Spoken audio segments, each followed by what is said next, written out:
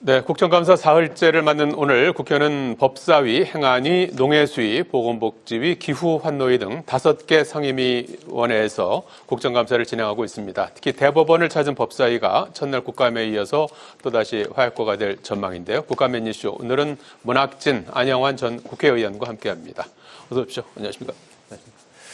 자, 국정감사가 이제 수요일에는 보통 좀 일정을 좀 줄이면서 이렇게 준비도 하고 이렇게 쉬어가는 날인데 오늘도 상당히 이제 5개 상임위별로 이제 뭐 전체적인 위원회 수는 좀 줄었습니다만 이제 법사위가 주목되는 그런 상황입니다. 오전부터 법사위가 월요일에도 국회에서 이제 국정감사를 했고 오늘은 이제 현장 감사를 진행하고 있습니다. 그래서 오전에 법사위 전체 회의를 열어서 현장에서 회의를 열고 여야 간에 이제 그 현장 검증에 대한 공방전을 하고 나서 11시 한 40분부터 현재 이제 그 대법원의 이제 법원 행정처장을 비롯해서 이제 증인들이 이제 입장을 했고 이후에 곧바로 여당 의원들 중심으로 해서 현장 감사를 이제 실시하고 있는 그런 상황까지 보고 들어왔고 실제로 이제 어디까지 가서 이제 어떤 조사를 하고 있는지는 아직 확인되지 않고 있는 상황이었는데 자, 오늘 좀 두 번째 현장 감사에서 좀 의미 있는 소득을 좀 얻을 수 있을까요? 어떻게 예상하십니까?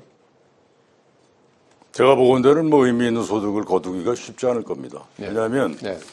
이제 이 사법부 법원 입장에서는 이제 이거 아닙니까? 이제 구체적인 재판에 대해서 국회가 감사 등을 통해서 한 전례가 없다. 네. 그러니까 이 사법권에 대한 뭐 침해다. 이런 입장이기 때문에 예.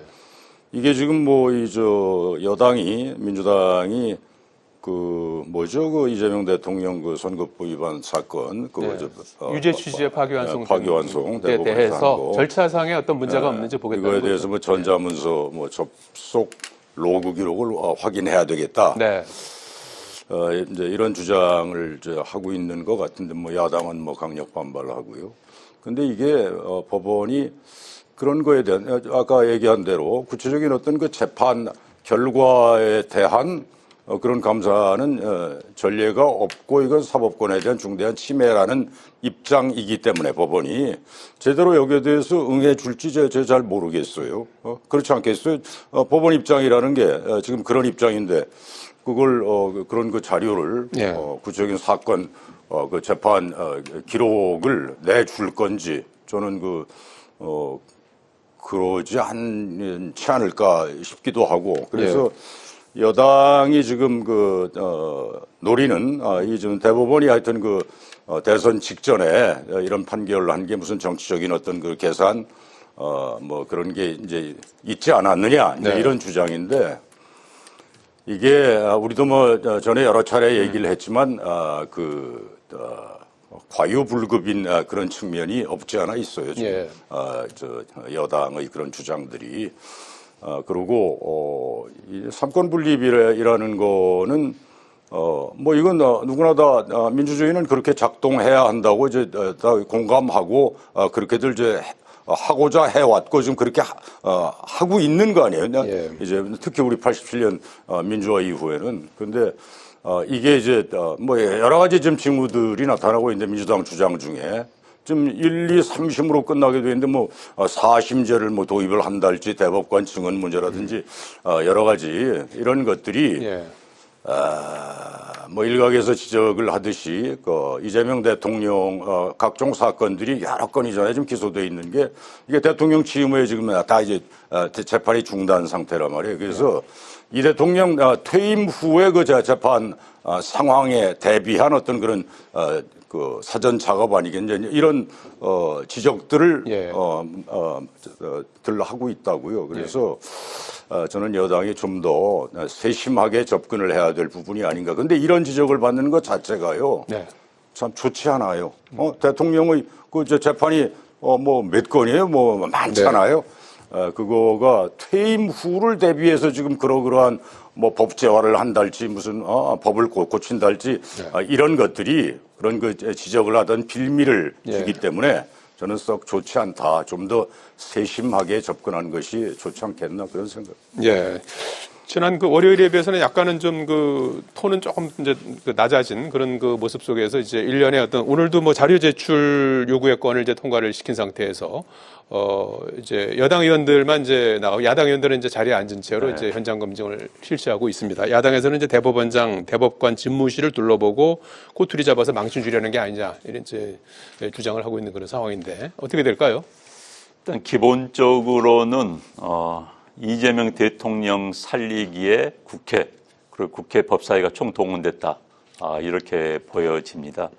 뭐 상권 분립은 제가 더 이상 뭐 설명드리지 않아도 국민 모두의 상식이 되어 있는 것이죠. 상권 분립에서도 사법부의 권위를 살리는 것은 쉽게 말해서 입법부와 행정부는 같이 갈 가능성이 매우 높습니다. 네. 같은 정당이 집권을 하고 같은 정당이 다수당이 됐을 경우는 같은 권력을 행사하기 때문에 그걸 견제할 수 있는 유일한 권력은 사법부가 될 수밖에 없습니다. 그렇기 때문에 미국의 건국의 아버지들이 사법부의 독립을 강조했던 것도 그런 맥락이거든요. 그래서 지금 이 사법부에 특히 입법부와 행정부가 합심이 돼서 일치가 돼서 사법부의 재판에 영향을 미치려고 한다는 것은 민주주의가 붕괴되는 그런 첫 신호입니다. 그런데 지금 대법원에서 이재명 대통령에 대해서 파기환송이 내렸기 때문에 아직 마지막 절차가 남아 있습니다. 거기에까지 영향을 미치려고 하는 게 아닌가 하는 지금 의구심이 계속 나오고 있거든요. 그 맥락에서 대법원장 욕보이기. 저는 살다 국회에서 국회 상임위원회에서 대법원장을 조요토미 히데요시라는 혜화된 인터넷에서나 떠들 수 있는 그런 아주 저질의 그런 포스터를 들고 나와서 친일파니 친일 법정이 욕하는 걸 처음 봤습니다. 그리고 그렇게 말하는 그 팩트 자체가 다 맞지가 않아요.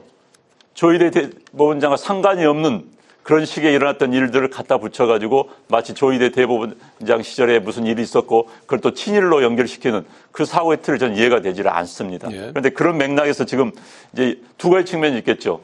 국민들에 대한 측면뿐만 아니라 본인들의 열성 지지자들에 대한 소구력을 갖는 그런 게 저는 굉장히 강하다고 보여집니다. 지금 뭐 추미애 위원장도 마찬가지예요. 내년 지방선거를 의식한 분들이 굉장히 많을 거라 저는 생각이 들고요. 그래서 지금 저는 지금 이처럼 재판부에 압력을 넣는 것은 전두환, 박정희 군사 독재 시절에서도 없었던 일입니다.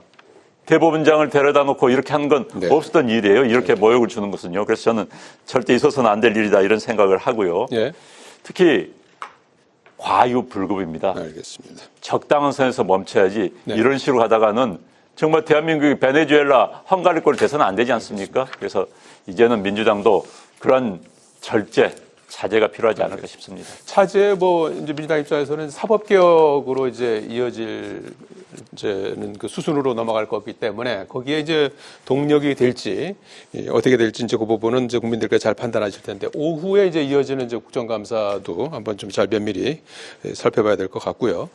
그리고 오늘 행안위에서는 선거관리위원회와 이제 인사혁신처 등 5개 피감기관에 대한 국감을 진행하고 있는데 특히 선관위와 관련해서는 국민의힘에서 중국인의 선거 금지 이걸 이제 추진하고 있지 않습니까? 그래서 부정선거 의혹 이런 부분들을 좀 캐묻는 모습을 볼 수도 있었는데 어떤 부분에 좀 주목하셨습니까?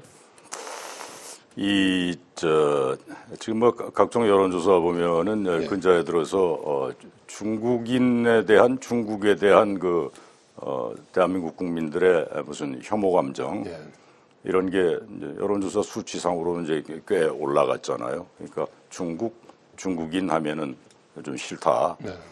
과거에는 아마 그게 수위 자리를 일본이 차지하고 있었을 텐데 이제 중국으로 확 바뀌었잖아요. 근데 나는 국민의힘이 지금 일컬어 무슨 중국인 3대 쇼핑 방지법인가요? 뭐 이걸 추진하겠다고 김은혜 정책위 의장인가요? 이 사람이 직접 다 이제 언론에 공표를 했잖아요. 굉장히 우려스러워요. 이게 뭐 꼭 그런지 어쩐지는 모르겠는데 내년 이제 6월 3일이 이재명 대통령 취임 이후에 이제 첫 전국 단위 선거 아닙니까? 내년 6월 3일이잖아요. 그 지방선거를 염두에 둔 어떤 정략적인 그 계산이 깔려 있는 게 뭐냐? 방금 얘기한 대로 국민들의 이 반중 그 혐오 정서 예. 이게 확산이 돼 있다. 이제 그걸 업고 좀 정치적으로 이득을 보겠다. 선거에서 이득을 보겠다. 이런 계산이 깔려 있는 걸로 우선 비춰요. 예. 그 중국인 3대 쇼핑 방지법이라는 게 의료, 선거, 부동산 이 세 가지란 말이에요. 네. 여기에서 중국인들이 한국에 와서 진짜 택도 아닌 무슨 그런 그 의료나 이 부동산 여기서는 그 이득을 보고 있다 이제 이런 주장이거든요. 예. 그런데 사실 뜯어보면 의료만 해도 이 건강보험 정은경 지금 장관 복지부 장관? 예. 장관이죠. 예. 장관이 뭐 어젠가 발표했잖아요. 네. 중국인이 와서 그 건강보험 뭐 낸 액수에 비해서 지금 그 김은혜 의장 같은 사람은 자기가 낸 거에 비해서 중국 애들이 엄청 많은 이득을 보았다 뭐 이렇게 주장을 했는데 이 팩트 자체가 틀리거든요. 네. 중국인에 한해서 보면 이 건강보험 의료 여기서 작년인가 흑자를 냈다는 거 아닙니까? 55억인가 제 기억에. 이게 팩트가 틀려요. 그다음에 이 선관위 어제 그 중국인의 이 선거 중국인들 여기 와서 사는 사람들 주지 말자. 예. 처음에는 3개월 이상 거주한 자에 대해서 지방선거 선거권을 줬는데 예. 이제 6개월로 그걸 좀 강화를 하긴 했잖아요. 예. 근데 이거하고 연결을 해서 이제 계속 극우적 시각을 가진 사람들이 부정선거 의혹을 계속 지금도 하고 있잖아요. 그죠? 근데 그게 중국이 배후에 있다. 이제 이런 주장들이거든요. 근데 이게 무슨 뭐 검증된 무슨 팩트도 아니고 중국이 과연 그렇게 할 수 있을까? 예. 대부분의 사람들은 그것 썩 믿지를 않는단 말이에요. 근데 이런 걸 가지고 뭐 부동산 문제는 뭐 정확히는 잘 모르겠습니다. 이걸 가지고 그런 그 중국인 3대 쇼핑 방지법 알겠습니다. 이런 거를 공당이 추진을 한다는 게 나는 중국과의 관계를 보더라도 참 그 야당이지만 네. 자제해야 할 부분이 아닌가 그런 생각을 합니다. 예. 안 의원님 어떻게 보셨습니까? 네, 저도 지금 이제 중국에서 대한민국 국민들은 의료 혜택을 받을 수가 없습니다. 네. 중국에서 대한민국 국민들은 부동산을 취득할 수가 없습니다. 대한민국 국민들은 중국에서 선거권을 가질 수는 더더욱 없지요. 이른바 상호주의 원칙에 따른다면 우리나라도 해주면 안 되는 겁니다. 그럼에도 불구하고 정치권에서 나서서 반중 정서를 부추긴다는 것은 전 바람직하지 않다고 보여집니다. 예. 뭐 중국 관광객들이 와서 한국에 뿌린 돈이 얼마입니까? 그렇죠. 그런 걸 생각한다면은 네. 굳이 정치권에서 사회 지도층 인사들이 예. 반중 정서를 뭐 국민들 사이에서 자연스럽게 나온 것으로 막을 수는 없지만 그것마저도 사실 좀 낮추도록 하는 것이 사회적인 분위기 또 지도층의 역할이 아닌가 싶은데 그렇습니다. 정당이 또는 뭐 특정인 뭐 사회 지도층 인사가 나서서 예. 부추긴다는 건 바람직하지 않다는 거고요. 뭐 저는 뭐 국민의힘당이 부추겼다고 생각하지는 않습니다.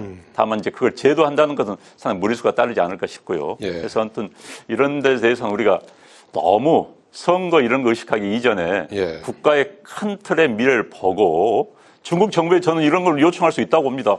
한국 국민도 중국에서 부동산 취득하게 하고 의료 혜택 받을 수 있게 하자.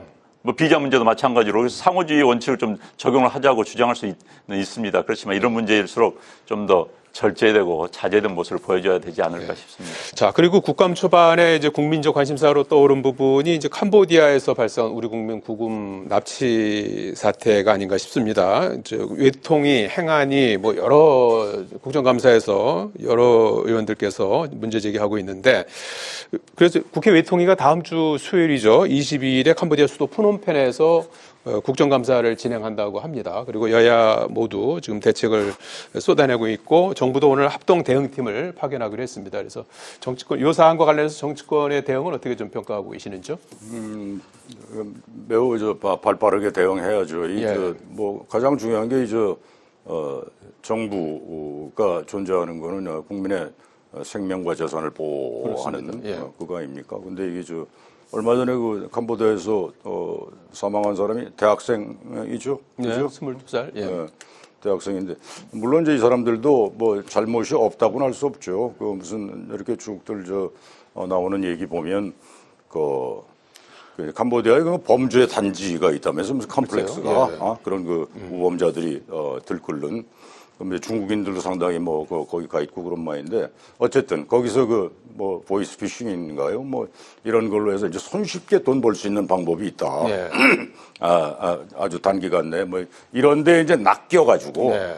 그래가지고 이제 갔다가 이런 그 불상사가 이제 났는데 지금 이 한국인 실종자 숫자가 대략은 지금 이렇게 당국에서 발표한 게 있어요. 근데 보면 아직도 파악이 안 돼 있거나 또는 그 피해자의 가족이 실종된 그 실종자의 가족이 아직 신고를 안 했거나 글쎄요. 뭐 이런 숫자도 뭐 얼마간 있는 모양이라게 우선이 실상을 정확히 정부에서 이렇게 이제 파견을 한다니까 뭐죠 합동 대응팀인가요?